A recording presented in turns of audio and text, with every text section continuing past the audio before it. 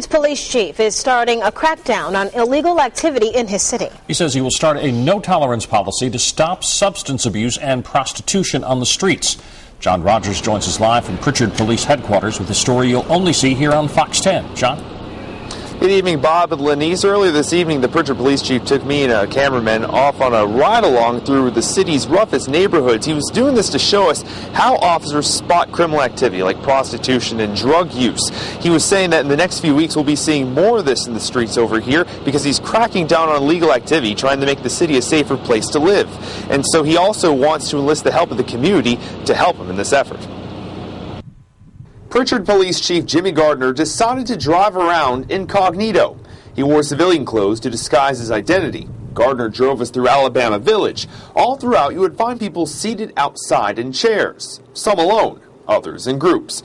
He says in most cases, these people are out to sell drugs. I want to put those families in those areas on notice. Gardner says families in those areas know what's going on, but they don't report it. They don't want to get their relatives in trouble. But Gardner wants to change that mindset. They're aware of the problems, but apparently they're not concerned until something bad happened.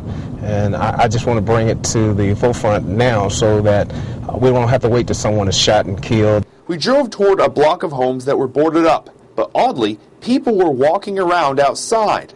And then you can see the number of people who are sitting out in front of, and that's the kind of activities that are taking place, and that's where the drugs are as well. We soon drove in front of the homes, and as you can see to your right, one man approached us. And he's actually walking out to purchase, to sell me drugs right now at this particular car. After calling for reinforcements, we came back to the neighborhood. No arrests were made, but the chief let the locals know that the police mean business. Gardner says sometimes drug dealers will wave drivers down to let them know they have merchandise. The chief says people normally don't drive through these dilapidated neighborhoods, so when an outsider is seen, it's assumed they want drugs. Together, we can make these kinds of changes in our community. We can change the perceptions in our community together. Later, the chief took us to a car wash where people were loitering and drinking. Those kinds of things will no longer be tolerated at all. The drive was soon over, but the trouble still remained. Gardner says Prichard has problems, but he sees promise as well. He believes the city has the potential to be great, but he needs the community's help to get there.